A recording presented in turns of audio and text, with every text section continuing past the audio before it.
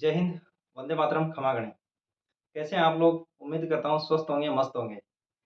आज राजस्थान के एक अति महत्वपूर्ण टॉपिक के साथ हम दोबारा मिलने जा रहे हैं।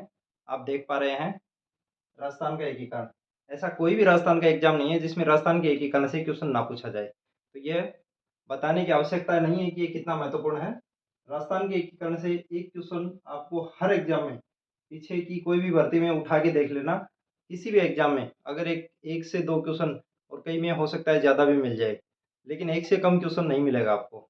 चलिए अपन इसको स्टेप बाय स्टेप क्लियर करेंगे। पूरा रट्टा नहीं मारना है, आराम से समझते हुए टॉपिक को चलेंगे और लास्ट तक इसको कंप्लीट याद करेंगे अपन समझते हुए। चलिए शुरू करते हैं। सबसे पहले जब भारत आज़ाद होने जा रहा था, तब का अपना राजस्थान जो आज वर्तमान में अपन प्यारा सा राजस्थान कुछ ऐसा इस तरह का जो दिखता है, वो राजस्थान आज़ादी के समय नहीं था। आज़ादी के समय हमारा राजस्थान छोटी-छोटी रियासतों में, जिनमें 19 रियासत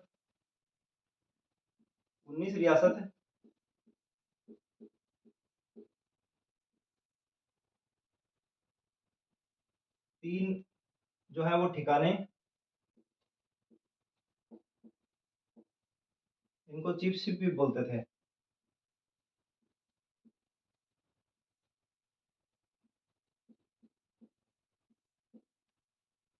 और एक जो है वो केंद्र शासित प्रदेश, केंद्र शासित प्रदेश अजमेर मेरवाड़ा था।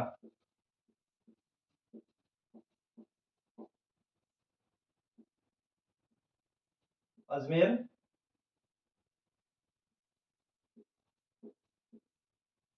मेरवाड़ा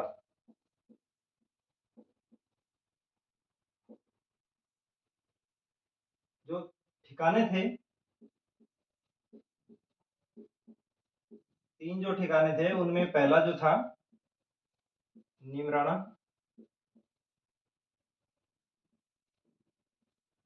जो अलवर में था। दूसरा लावा टोंक में था और तीसरा था कुशलगढ़,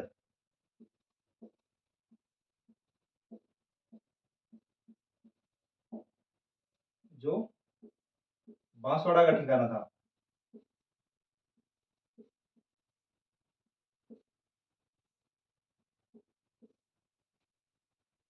ये 3 ठिकाने थे। अजमेर मेरवाड़ा केंद्र शासित प्रदेश था और 19 रियासतें थी। कैबिनेट मिशन 16 मई 1946। कैबिनेट मिशन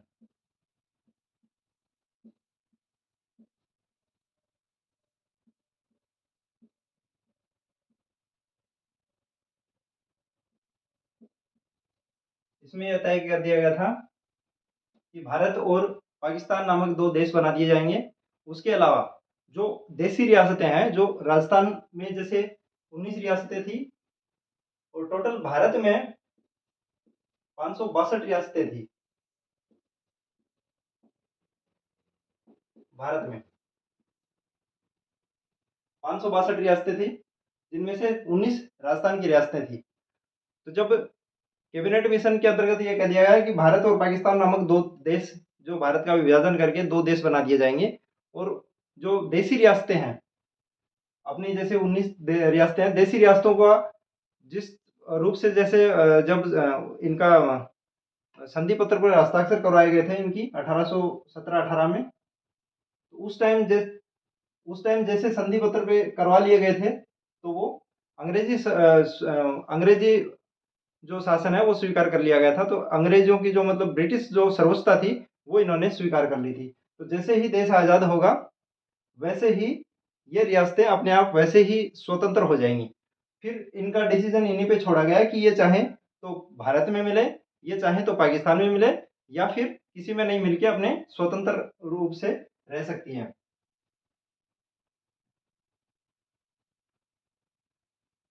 फिर 5 जुलाई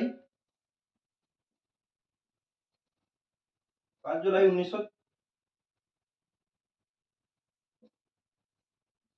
1947 रियासती विभाग का गठन किया गया, जिसके अध्यक्ष सरदार पटेल को बनाया गया।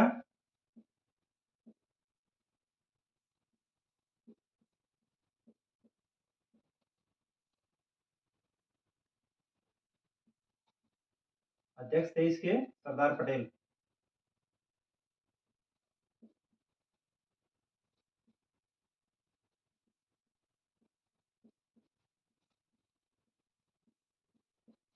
और इसके सचिव जो थे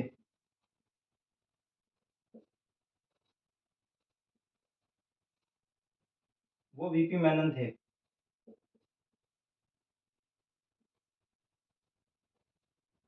क्योंकि वीपी मेनन जो संविधान के जानकार थे।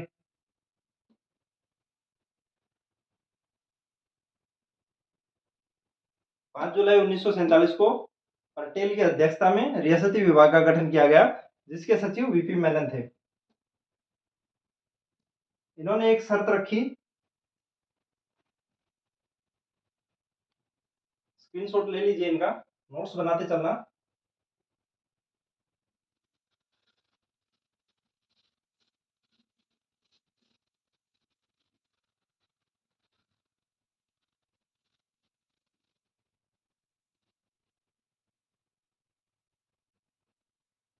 कि जिन देशी रियासतों की 10 लाख से ऊपर आय है, सॉरी 10 लाख से ऊपर जनसंख्या है और 1 करोड़ से ऊपर 1 करोड़ या उससे अधिक वार्षिक आय है,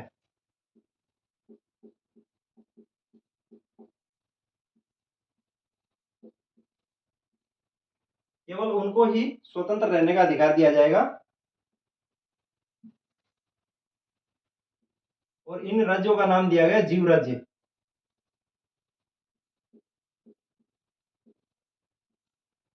राजस्थान में उस समय जीव राज्य 4 थे, जिनकी आबादी जो है वो 10 लाख से ऊपर और आय जो है उनकी वार्षिक वो 1 करोड़ से ऊपर। राजस्थान में ऐसे 4 राज्य थे, 4 रियासतें थी, बीकानेर, जोधपुर, जयपुर और उदयपुर।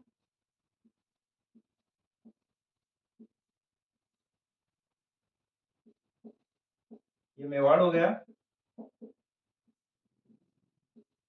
ये मारवाड़ हो गया,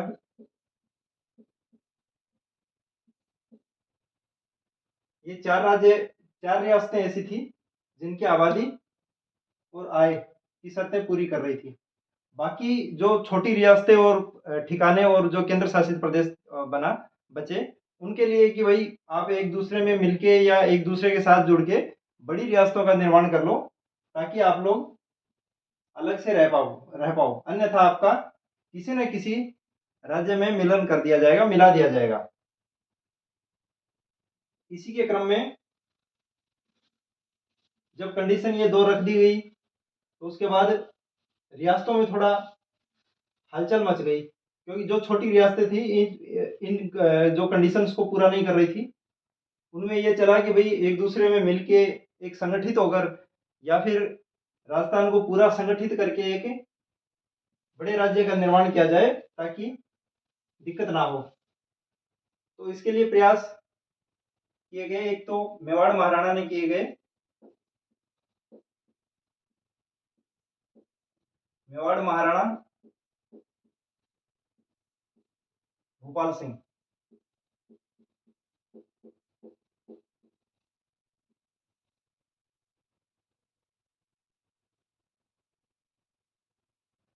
इन्होंने 25 और 26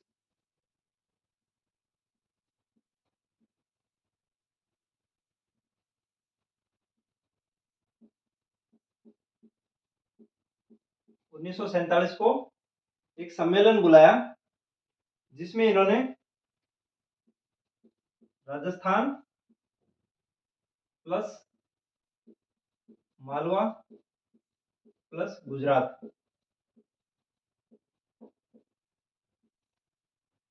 हालांकि राजस्थान उस टाइम ये राजस्थान अस्तित्व में नहीं था। यहाँ के राजाओं को, राजस्थान के राजाओं को, मालवा के और गुजरात के, इन राजाओं को एक समूह बुलाया गया, एक सम्मेलन बुलाया गया 25 और 26 जून 1947 को, जिसमें यह रखा गया कि हम एक व्यवस्थित संगठित होकर एक राजस्थान संघ का निर्माण करते हैं।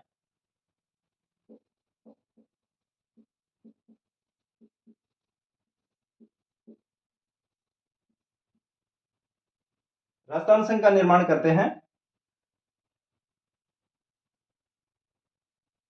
उन्होंने राजस्थान संघ बनाने का प्रयास किया, गुजरात और मालवा के राजाओं को और राजस्थान के राजाओं को एक साथ मिलाकर, लेकिन यह सफल नहीं हो पाया।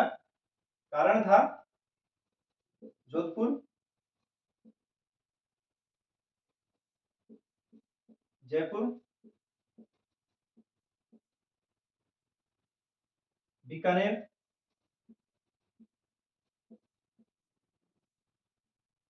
जयपुर, जोधपुर, बीकानेर जैसी बड़ी रियासतों ने इसमें कोई इंटरेस्ट नहीं दिखाया, कोई रुचि नहीं दिखाई, जिसके कारण से यह जो सम्मेलन है वो सफल नहीं हो पाया।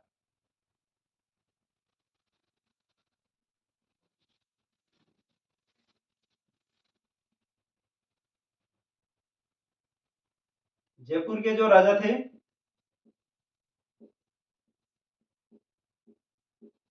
सवाई मानसिंह द्वितीय, इन्होंने भी एक संगठन बनाने का प्रयास किया। इनकी नजर अलवर प्लस करौली पर थी कि इन दोनों रियासतों का, क्योंकि अलवर तो जो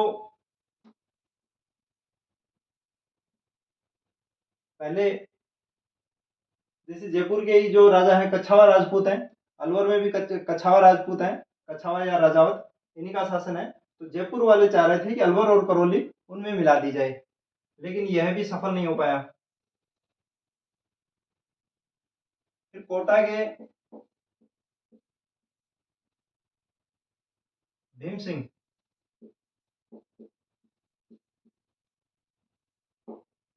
कोटा के भीम सिंह ने कोटा प्लस बूंदी प्लस झालावाड़,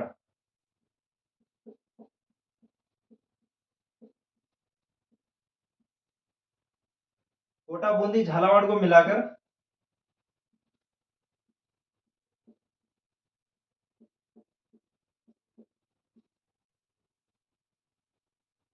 हाड़ौती के निर्माण का प्रयास किया, लेकिन क्योंकि बूंदी जो है, बूंदी वाले बड़े थे, कोटा के जो राजा थे वो इनके छोटे भाई थे, तो ये छुट भैया थे। अब बूंदी उस चीज को कैसे स्वीकार करे, तो इनमें भी तालमेल नहीं बैठ पाया और ये भी सफल नहीं हो पाया। और डूंगरपुर के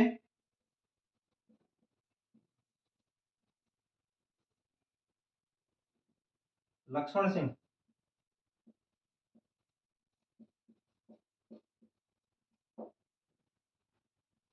इन्होंने भी डूंगरपुर और बांसवाड़ा और प्रतापगढ़, डूंगरपुर प्लस बांसवाड़ा प्लस प्रतापगढ़,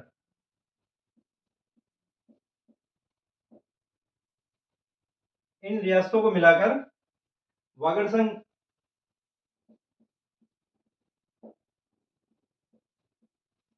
निर्माण करने का प्रयास किया, लेकिन ये भी प्रयास असफल रहा, क्योंकि बात एक ही आती थी सर्वोच्चता की कि भाई सर्वोच्च कौन रहेगा, सर्वे सर्वा कौन रहेगा। तो कोटा में तो यही था कि भाई कोटा के महाराजा भीम सिंह वो बोले कि भाई राजा तो मैं ही रहूंगा। यहाँ जैसे डूंगरपुर के लक्ष्मण सिंह जी थे, तो इन्होंने कहा कि भाई जो प्रमुख बनेगा अपने का वागड़ संघ का वो कौन होगा, कि ये लक्ष्मण सिंह ने कहा कि भाई सीधी सी बात है, जब हम संगठन बना रहे हैं, समूह बना रहे हैं, संघ बना रहे हैं, वागड़ संघ, तो राजा तो मैं ही होऊंगा ना। तो इन चीजों को लेकर, क्योंकि दूसरा राजा कोई भी दूसरे एक राजा दूसरे राजा की नीचे काम करना स्वीकार नहीं कर सकता था, क्योंकि वो अपने आप को बराबर समझते थे और अपने आप को ऊपर समझते थे। इस वजह से ये इनके जो प्रयास थे वो सफल नहीं हो पाए।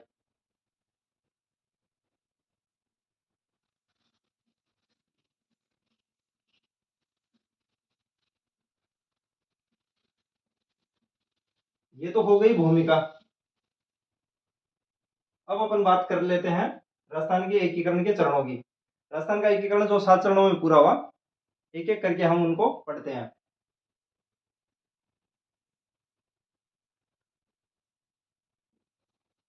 प्रथम चरण,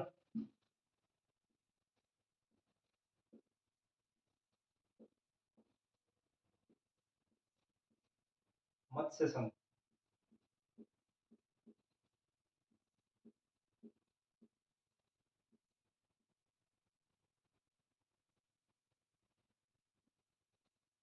अलवर, भरतपुर,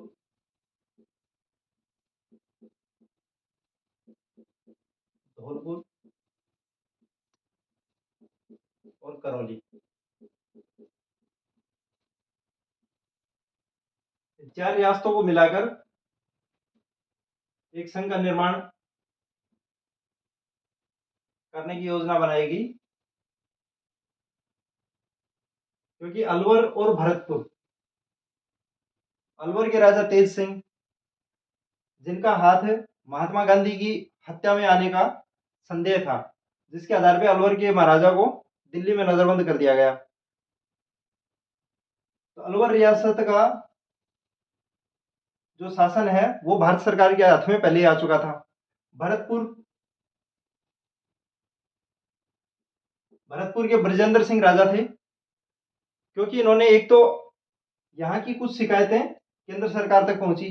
एक तो यह है कि उस समय सांप्रदायिक दंगे हो रहे थे।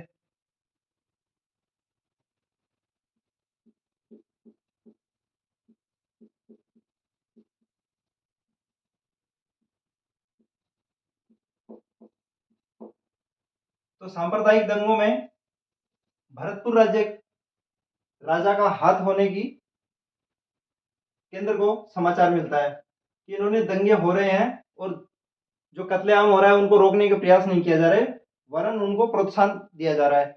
दूसरी थी कि इन्होंने 15 अगस्त जो है, 15 अगस्त स्वतंत्रता दिवस है, उस पर झंडा वगैरह नहीं फहराया था और हर्षोल्लास से स्वतंत्रता दिवस नहीं मनाया था। तो इस वजह से इनको भी केंद्र ने नोटिस जारी करके इनको भी नजरबंद भी कर दिया था। और भरतपुर का जब इन पे ये आरोप वगैरह लगे तो दबाव में आकर भरतपुर के राजा ब्रजेंद्र सिंह ने केंद्र सरकार को इसका शासन व्यवस्था सौंप दी कि भाई तुम ही संभालो, हमसे नहीं हो रहा। ये इन 2 रियासतों का तो शासन पहले से ही भारत सरकार के हाथ में था। अब 2 बची, धौलपुर और करौली, इनको मिलाना था। तो इनको कैसे मिलाया जाए, तो सबसे पहले बात की गई धौलपुर के राजा से। धौलपुर के राजा थे उदयभान सिंह।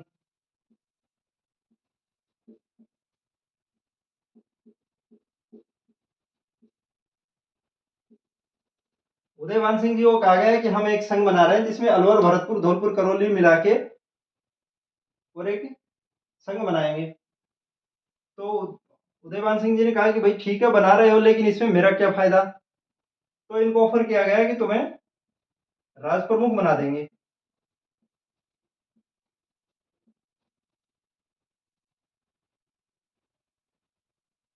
उदयभान सिंह जी एग्री हो गए कि हाँ ठीक है भाई, अगर राज प्रमुख बना दोगे तो मैं शामिल हो जाऊंगा। फिर बचा करौली। करौली के राजा गणेश पाल सिंह।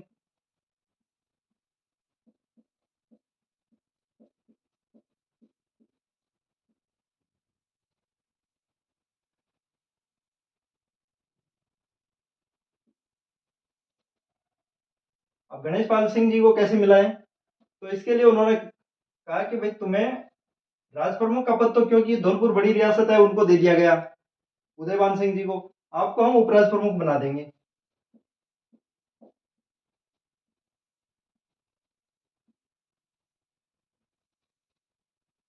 और ये रियासतें स्वतंत्र रूप से तो रह ही नहीं सकती थी, क्योंकि 10 लाख आबादी और 1 करोड़ वार्षिक आय, वो चीजें ये कंप्लीट कर नहीं रही थी।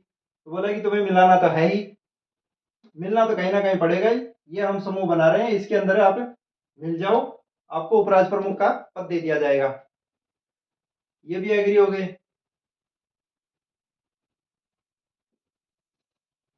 मत्स्य संघ अलवर, भरतपुर, धौलपुर, करौली का हिस्सा ये यहाँ आता है।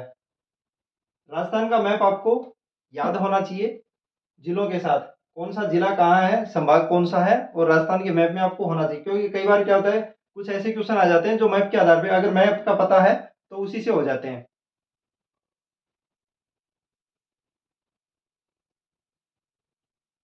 हालांकि जब मत्स्य संघ का बनाया गया ना, उस समय जैसे आप देखोगे कि कोई भी संघ बनाया गया है, कोई भी यूनियन बनाई गई है, तो उसमें हमेशा राजा जो है वो बड़ी रियासत का बनता है, या फिर प्रभावशाली जो रियासत है उसी का बनता है।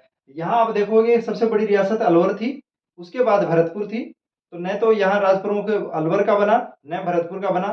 तीसरे नंबर की रियासत थी धौलपुर, धौलपुर का राज प्रमुख बनाया दिया गया, और चौथे नंबर की और सबसे छोटी थी नहीं, ये अपने धौलपुर और करौली छोटी रियासतें थी। इनमें से धौलपुर को राज प्रमुख बना दिया गया और करौली को उपराज प्रमुख बना दिया गया।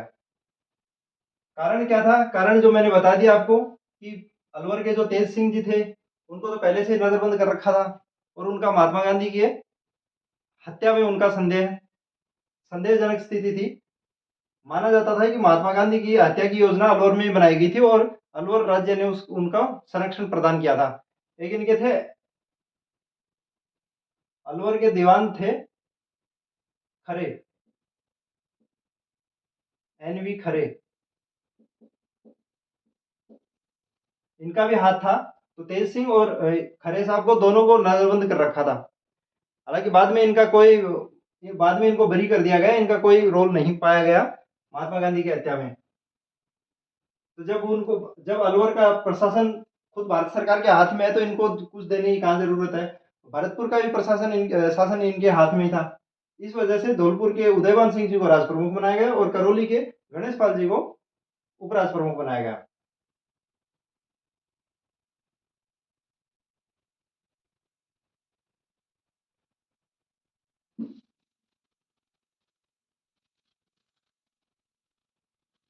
तो जब इनके हस्ताक्षर वगैरह करा लिए गए, उसके बाद बात आती है उद्घाटन की।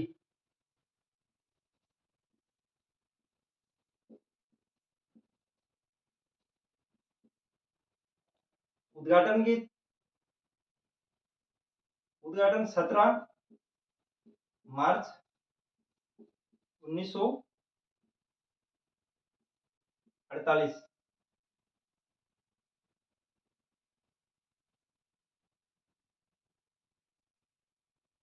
17 मार्च 1948 को भरतपुर के किले में किया गया।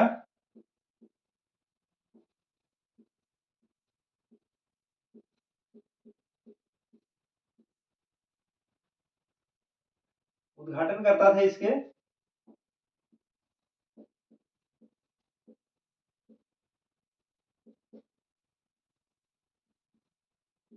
NV गोडगिल।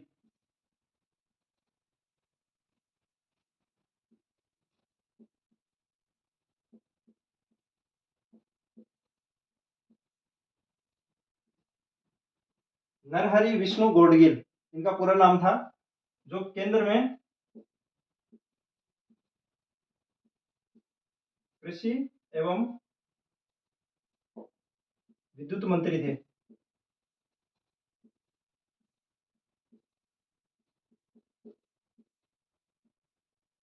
इनको उद्घाटन के लिए भेजा गया। तो गोडगिल साहब बोले कि देखो भाई, अलवर और भरतपुर अलवर और भरतपुर का मामला थोड़ा गड़बड़ चल रहा है, वहां की जनता भी थोड़ी विद्रोही हो रखी है, क्योंकि इनके जो ब्रजेंद्र सिंह जी के भाई थे, सॉरी,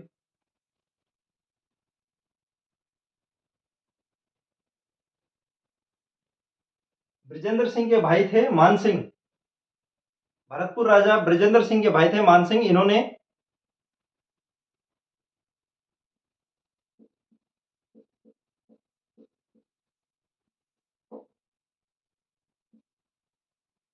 मान सिंह जो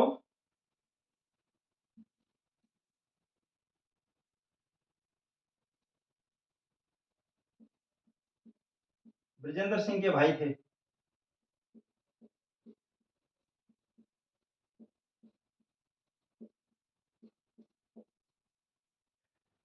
मान सिंह ने जाट झंडा खतरे में,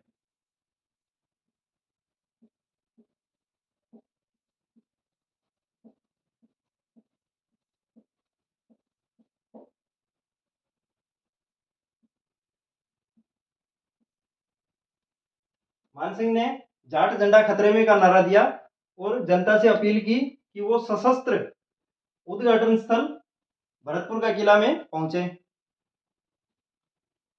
इनके साथ ही एक किसान नेता थे,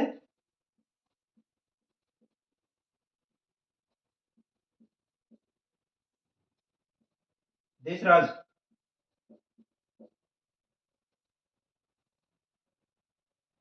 इन्होंने भी इस चीज का समर्थन किया और लोगों से, जो इनके समर्थक थे, जो भी किसान थे, उनको भरतपुर किले में सशस्त्र पधारने के लिए आह्वान किया। तो इसलिए गौडगिल साहब को थोड़ा संदेह भी था कि भाई ऐसा तो नहीं है कि कोई गड़बड़ हो जाए, भेज तो रहे हो, ठीक है चला जाऊंगा।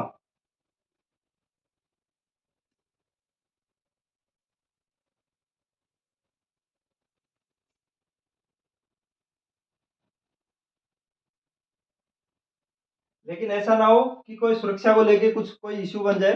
तो पटेल जी ने कहा कि नेहरू जी से ये बात कर रहे थे, क्योंकि ये मंत्री नेहरू जी के थे। ये केवल याद रखने के लिए है कि भाई कोई सुरक्षा व्यवस्था को कोई खतरा तो नहीं हो जाएगा, कोई डर वगैरह तो नहीं है। तो नेहरू जी ने कहा, अरे यार, हमारे होते हुए किस चीज का डर है?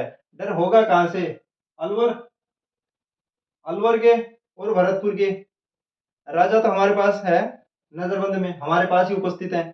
और अगर कोई दिक्कत होगी भी तो इनको तो बंदी बनाए रखा है, और भी देख लेंगे। और फिर दूसरी चीज कि जो भरतपुर है,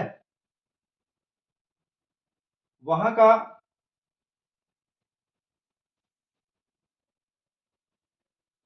प्रशासक सप्रू नाम से एक बंदा था, उसको भारत सरकार ने भरतपुर का शासन व्यवस्था संभालने के लिए भेज रखा था। तो बोले कि हमारा भरतपुर में तो हमारा प्रशासक है, डरने की कोई बात ही नहीं है, क्योंकि पुलिस वगैरह है, जो भी सुरक्षा व्यवस्था है वो अपने अंडर में है। तो डरने वाली बात नहीं है, आप जाओ और जाकर इसका उद्घाटन कर दो। एनवी गोडगिल जो थे, वो मंदसौर एमपी के थे।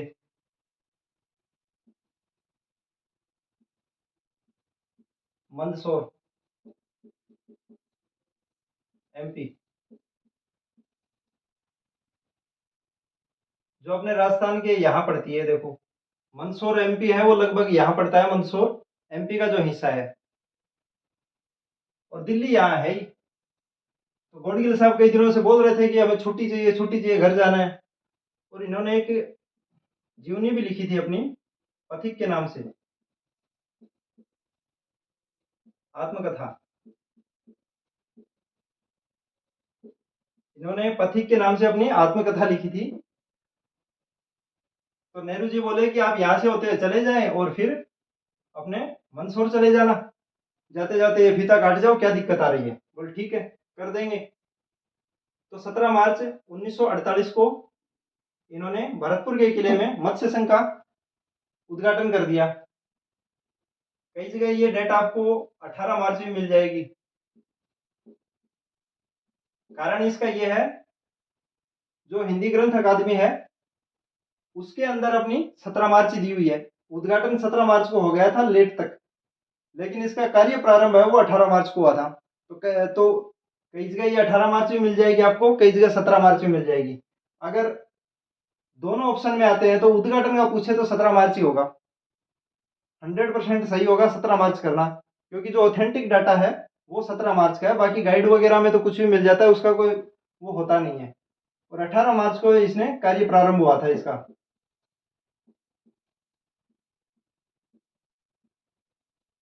18 मार्च से कार्य करना प्रारंभ हो गए थे।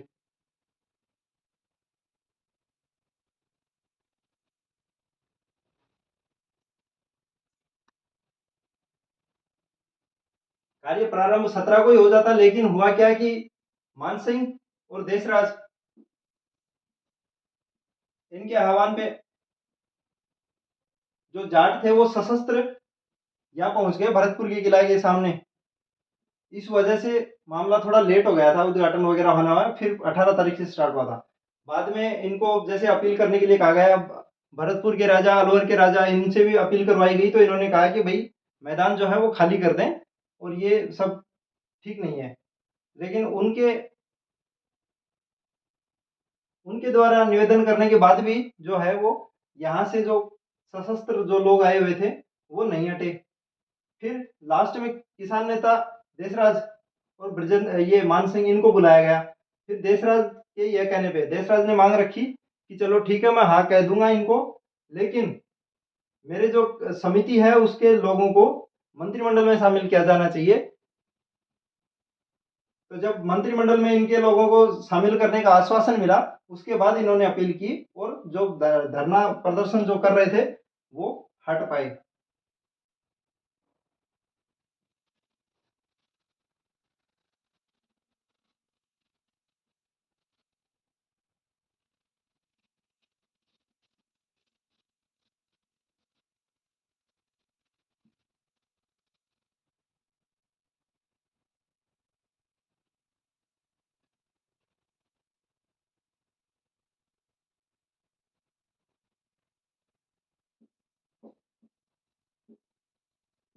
राजधानी इसकी अलवर को बनाया गया,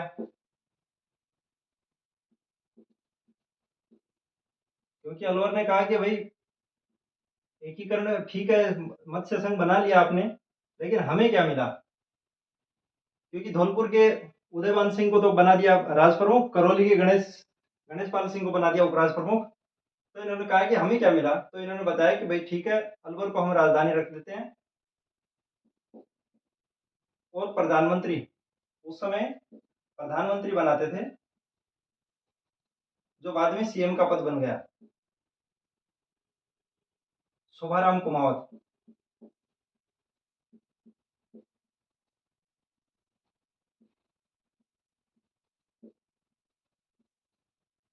ये अलवर के थे, इनको प्रधानमंत्री बना दिया गया। भरतपुर ने कहा हमें क्या मिला? तो इनको बताया उप प्रधानमंत्री।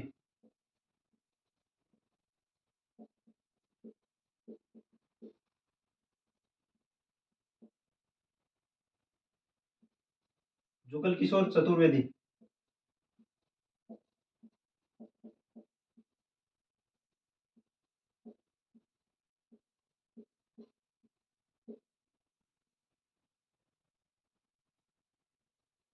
भरतपुर। अन्य मंत्रियों की बात करें,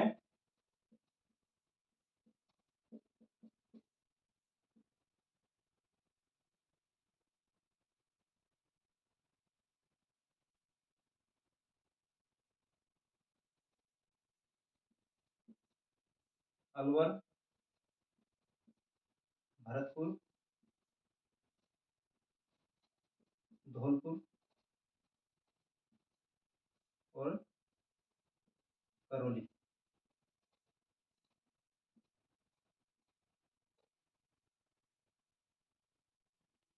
मास्टर भोलानाथ,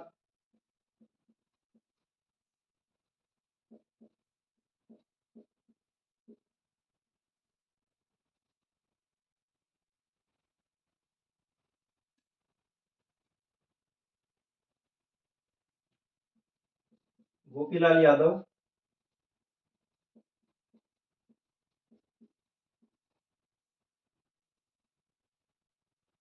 धौलपुर से थे डॉक्टर मंगल सिंह,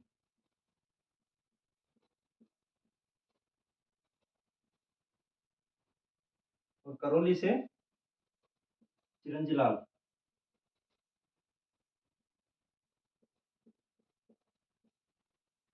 ये मंत्रिमंडल हो गया।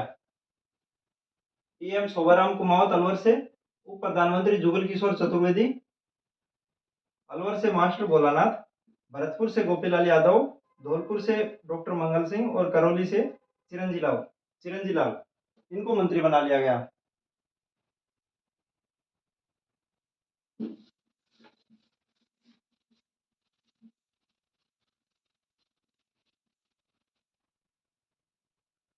मत्स्य संघ का नामकरण जो है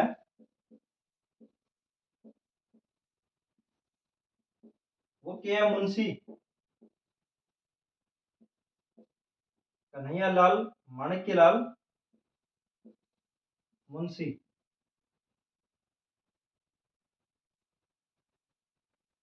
के सुझाव से इनका इसका नाम मत्स्य संघ रखा गया। मत्स्य संघ ही क्यों रखा, क्योंकि ये महाभारत काल में जो ये क्षेत्र था अलवर भरतपुर वाला, ये मत्स्य संघ के अंतर्गत आता था, तो इस वजह से इसका नाम मत्स्य संघ रख दिया गया ये मुंशी के कहने पर।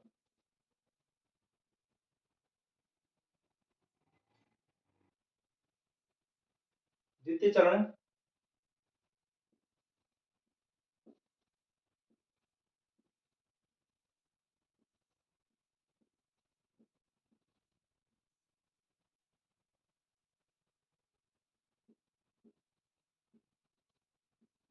पूर्व राजस्थान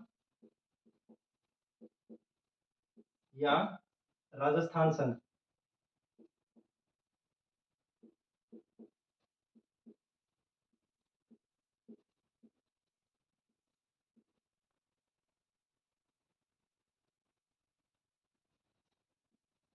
उद्घाटन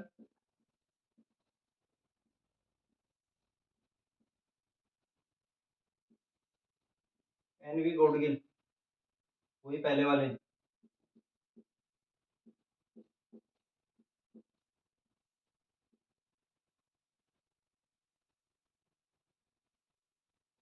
गोडगिल,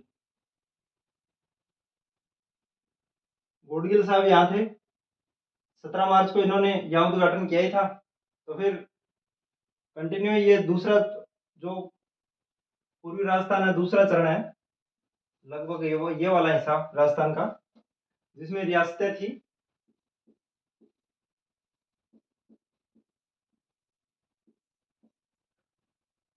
इसमें 9 रियासत और 2 ठिकाने।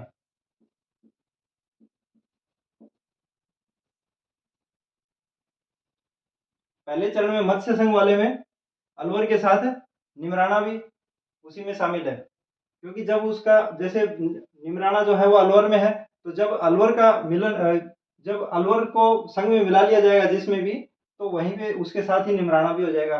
अब यहाँ 9 रियासतें हैं, 3 कोटा कोटा संभाग की,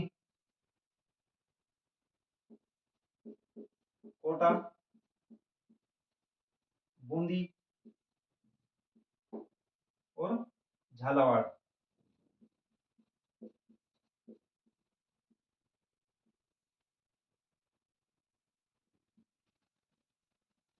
तीन हो गई ये वागड़ की, डूंगरपुर,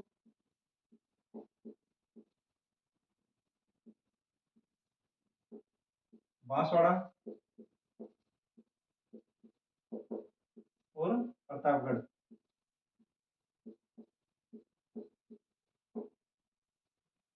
बांसवाड़ा मिलेगा तो कुशलगढ़ भी साथ ही मिल जाएगा। और एकमात्र मुस्लिम रियासत टोंक और 2 छोटी रियासत किशनगढ़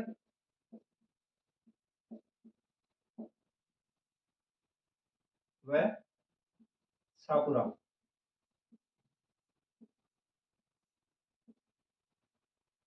ये 2 छोटी रियासतें थी। इन 2 रियासतों को तोपों की सलामी का अधिकार नहीं था। जो तोपों की सलामी बाकी रियासत के राजा जब भी अंग्रेजों के दरबार में उपस्थित होते थे, कहीं भी जाते थे, तो उनको तोपों की सलामी दी जाती थी, लेकिन किशनगढ़ और शाहपुरा इनको तोपों की सलामी का अधिकार नहीं था। 3 3 6 तीनों, ये 9 रियासतें हो गई और 2 ठिकाने।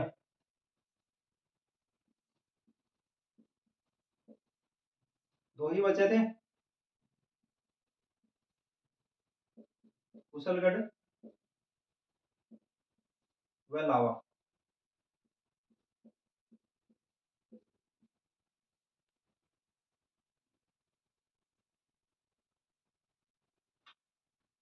तीन तीन रियासतें हैं, कोटा की, कोटा बूंदी झालावाड़, तीन वागड़ की, डूंगरपुर बांसवाड़ा प्रतापगढ़, और तीन ये एकमात्र मुस्लिम रियासत टोंक, किशनगढ़ और शाहपुरा। शाहपुरा सबसे छोटी रियासत थी, और जो झालावाड़ है वो नवीनतम थी। ये सबसे लास्ट में बनाई गई थी अंग्रेजों के द्वारा, और शाहपुरा है सबसे छोटी।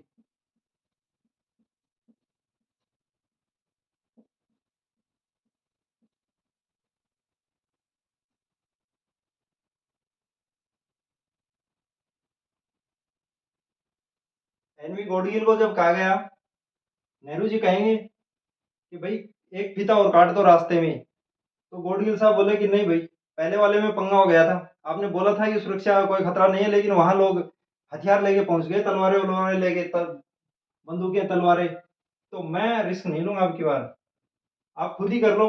तो उन्होंने कहा कि भाई मैं इतना बिजी हूँ, मेरा शेड्यूल इतना बिजी है कि बाकी चीजें भी संभाल रहे हैं, क्योंकि वो प्रधानमंत्री थे, तो बोला कि मेरे कहने से एक काम तो कर दे। तो उन्होंने कहा चलो ठीक है, भाई के लिए एक तो कर ही सकता हूँ, लेकिन अगली बार मत बोलियो, क्योंकि ये डेट थी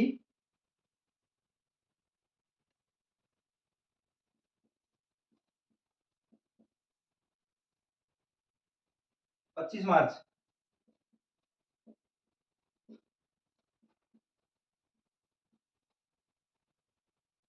25 मार्च 1948 को दूसरे चरण का उद्घाटन किया गया।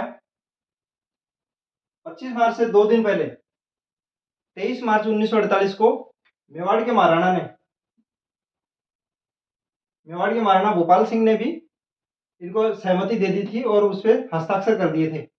सहमति दे दी थी कि ये जो आप बना रहे हो पूरी राजस्थान संघ, पूर्वी संघ या राजस्थान संघ, इसको हमें यहाँ मिला दो और एक साथ ही कर दो। तो फिर नेहरू जी ने कहा कि देखो करते हैं। नहीं, वो पटेल जी से, क्योंकि रियासती विभाग तो पटेल जी के नियंत्रण में था, अध्यक्ष पटेल थे, तो पटेल जी ने कहा कि आप इतनी बड़ी रियासत है तो आपका कर देंगे, लेकिन इसका प्रोग्राम पूरा डिसाइड हो चुका था, 2 ही दिन तो बचे थे, ये 23 मार्च, 25 मार्च को उद्घाटन वाला था, तो पूरा प्रोग्राम पूरा सेट हो गया था। तो बोले कि आपका थोड़े दिन बाद कर देंगे और अलग से कर देंगे। बोले ठीक है। तो गॉडगिल साहब बोले कि ऐसा तो नहीं है कि चलो ठीक है, ये बात तो मैं मान लेता हूँ कि इसका फीता मैं काट दूंगा, लेकिन क्योंकि मेवाड़ वाला भी लेटर आया हुआ पड़ा है, थोड़े दिन बाद उसका भी काटना है, तो फिर उसके लिए फिर मुझे मत कहना। तो नेहरू जी बोले कि चलो ठीक है, उसके लिए मैं आपको नहीं कहूंगा, उसका एक काम करेंगे, उसका मैं खुद काट दूंगा, अगर आपको इतना डर लग रहा है तो मैं खुद काट दूंगा। तो ये बोले कि चलो ठीक है भाई, डन, कर देते हैं। तो इन्होंने 25 मार्च को उद्घाटन कर दिया, राजधानी बनाया गया कोटा को।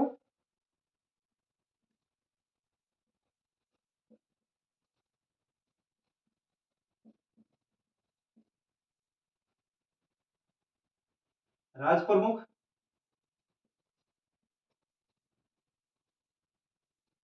राज प्रमुख भीम सिंह।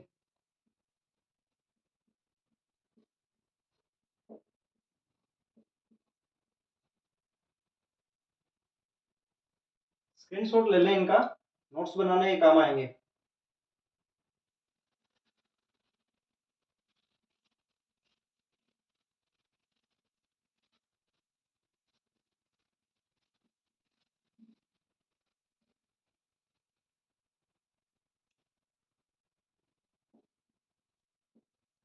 दोबारा लिख देते हैं इसको।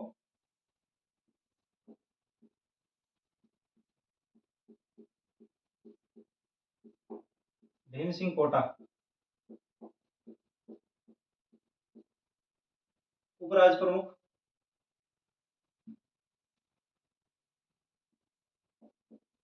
वरिष्ठ राज प्रमुख,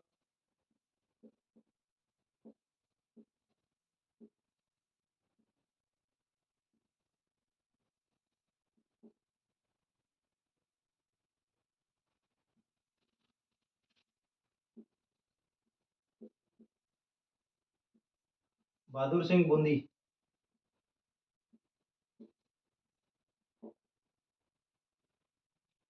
और कनिष्ठ राज प्रमुख।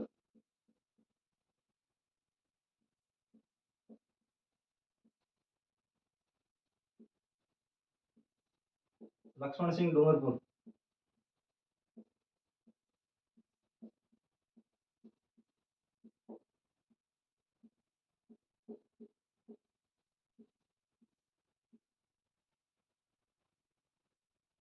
प्रधानमंत्री।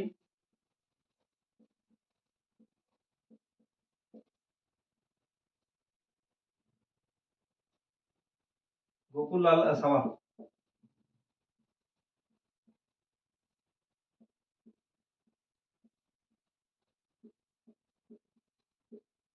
गोकुल लाल असावा जो थे वो शाहपुरा से थे।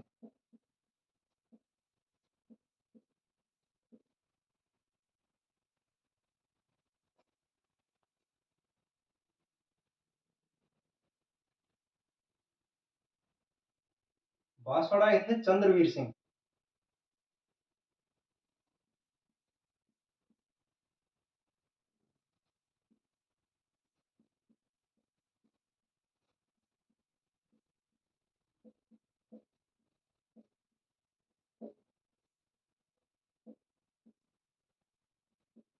इन्होंने कहा था मैं अपने डेथ वारंट पे साइन कर रहा हूं।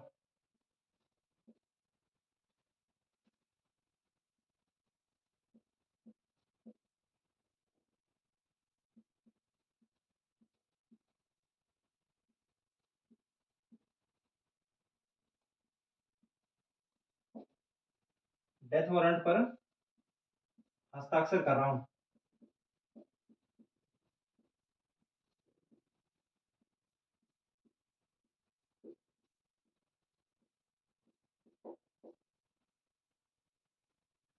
ये भी हो सकता है कभी किसी एग्जाम में पूछ लिया जाए।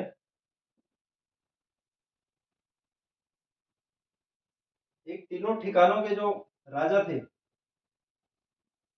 लावा, कुशलगढ़,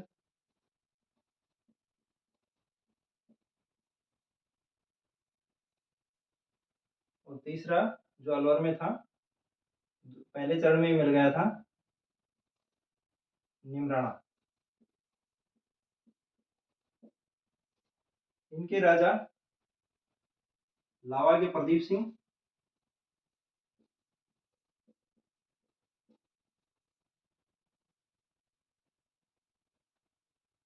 कुशलगढ़ के हरेंद्र सिंह,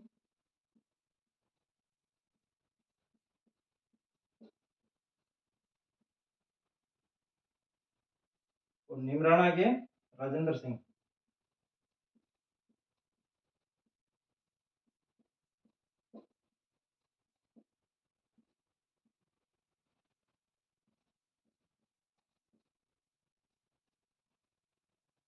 हो सकता है कभी किसी एग्जाम में पूछ लिया जाए, क्योंकि अक्सर ये किसी गाइड वगैरह में आपको नहीं मिलेगा, लेकिन ये यहाँ पे साथ का साथ ही लिखवा दिया था, आपके फायदा रहेगा।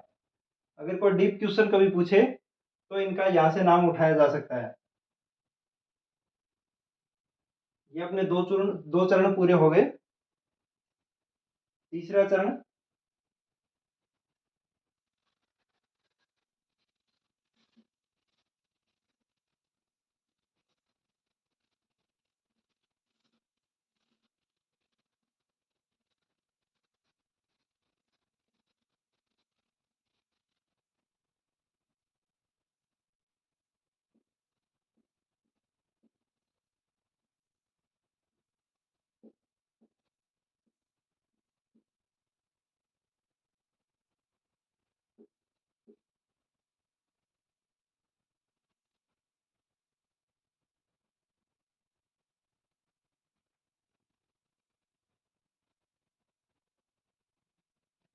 तीसरे चरण का नाम रखा गया संयुक्त राजस्थान।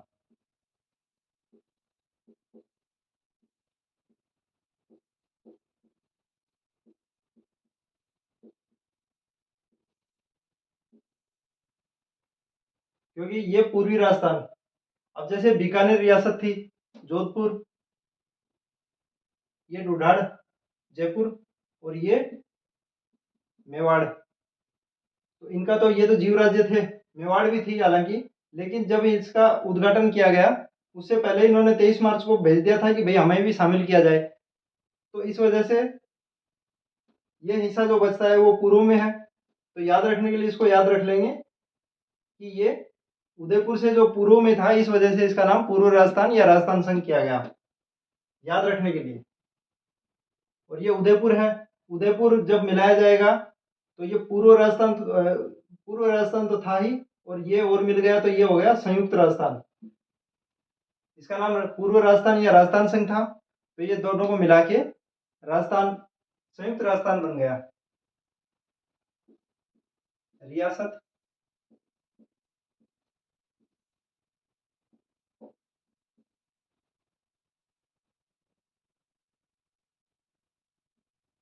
तो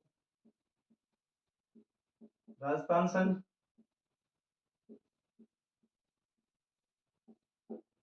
प्लस उदयपुर।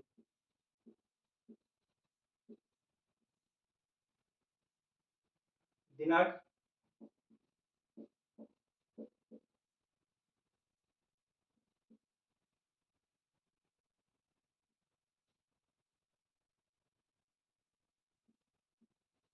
18 अप्रैल 1948। पहले चरण की 17 मार्च, फिर 25 मार्च, फिर 18 अप्रैल, या 17 मार्च और 18 मार्च दोनों मिलता है तो उसको याद रख लो कि आप 18 मार्च, फिर कुछ दिन बाद 25 मार्च, और फिर पहले वाले चरण के एक महीने बाद 18 अप्रैल।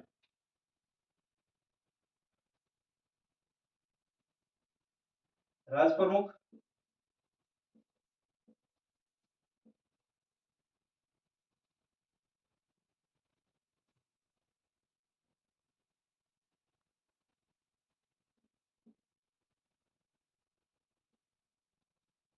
महाराणा भोपाल सिंह।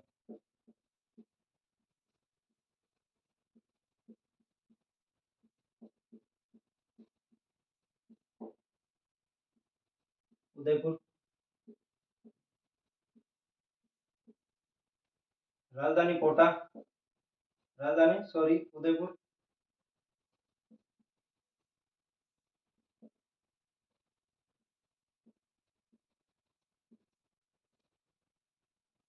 उद्घाटन करता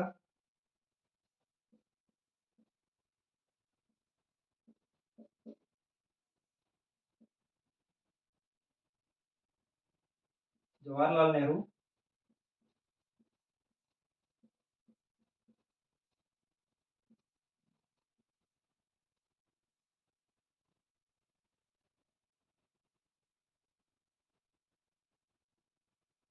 प्रधानमंत्री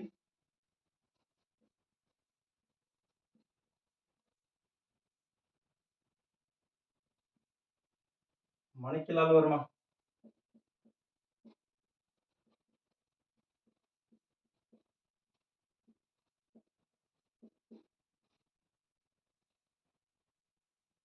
ये भी उदयपुर के थे।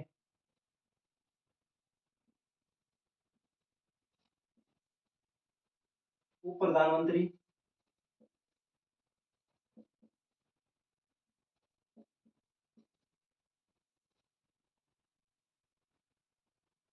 प्रधानमंत्री इनको बना दिया गया, तो उप प्रधानमंत्री जो पहले वाले कोटा के थे उनको बनाया जाएगा।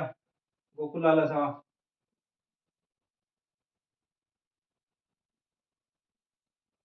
गोकुल लाल असावा।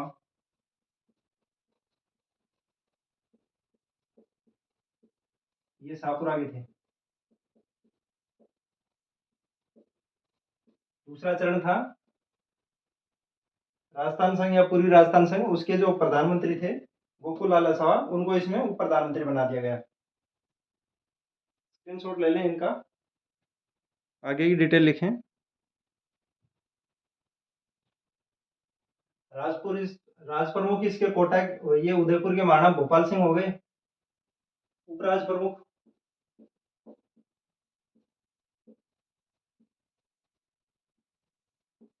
भीम सिंह कोटा।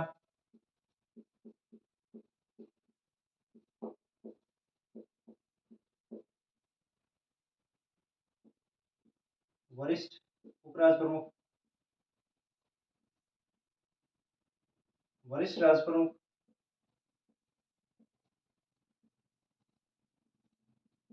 बहादुर सिंह बूंदी,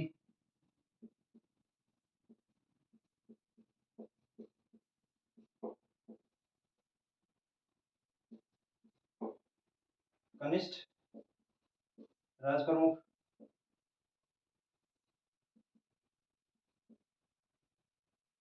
लक्ष्मण सिंह डूंगरपुर,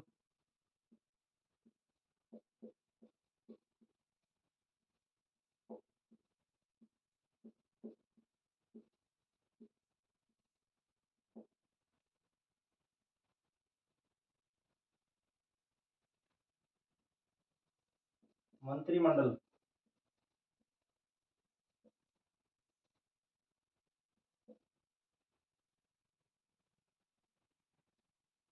जब पूर्वी राजस्थान को इसमें मिलाया गया तब कोटा वालों ने कहा कि हमारा क्या फायदा है इसमें, क्योंकि हमें पहले हम राजधानी भी थे, अगर कोई भी सम्मेलन वगैरह होता तो यहाँ होता, बेनिफिट भी हमें मिलता, अब क्या मिलेगा हमें।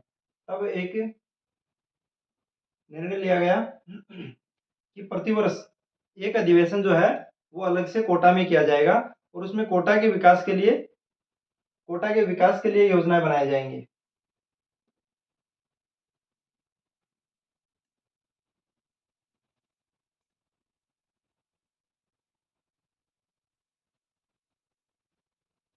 अन्य मंत्री जो हैं वो प्रेम नारायण माथुर,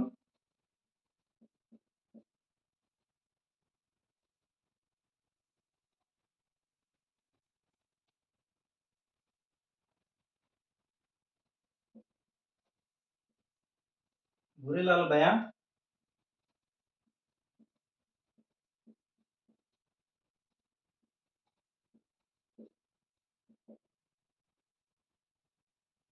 और मोहनलाल सुखड़िया।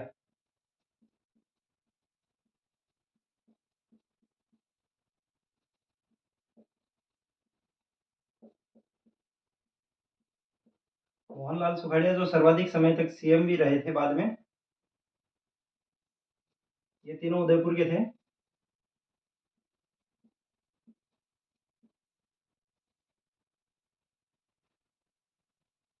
अभिन हरी,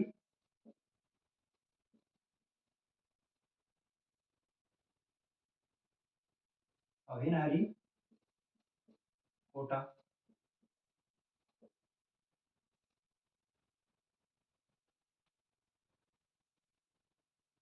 और भोगीलाल पंड्या डूंगरपुर,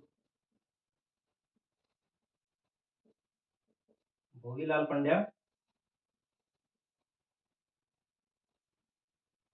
ये डूंगरपुर से थे।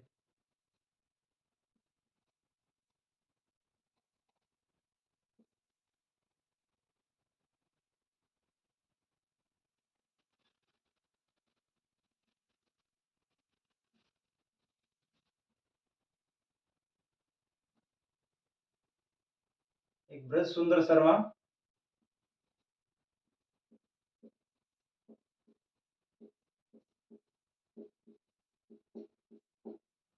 बूंदी से थे।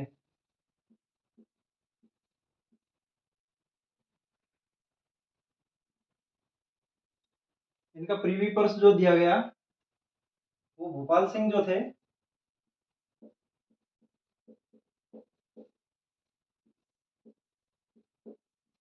20 लाख प्रीवी पर्स दिया गया।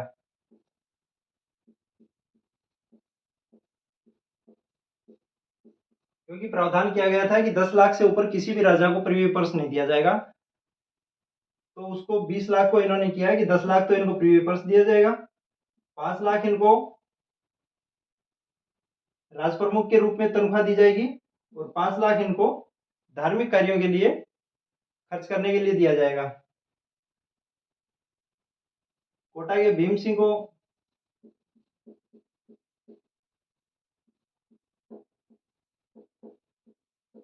इनको 7 लाख रुपए दिए गए।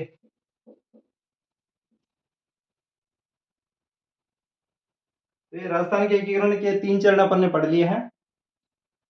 इसके बाद जो 4 चरण और बच गए उनको अपन नेक्स्ट वीडियो में कंप्लीट करेंगे। आप देख पा रहे हैं कि इनको कुछ भी रटने की ज़रूरत नहीं है, बस थोड़ा सा समझ के करना है। अगर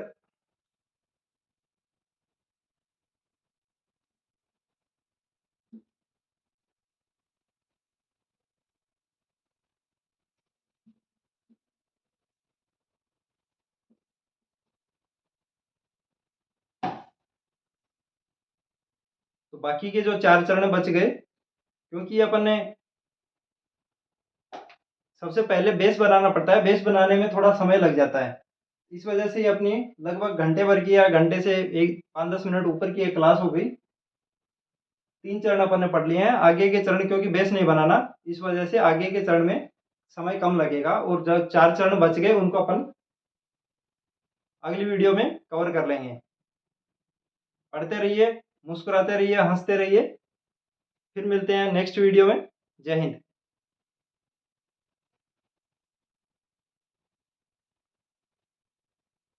और वीडियो आपके लिए फ़ायदेमंद है, हम भी काम कर रहे हैं, आपके भी काम की चीज़ है।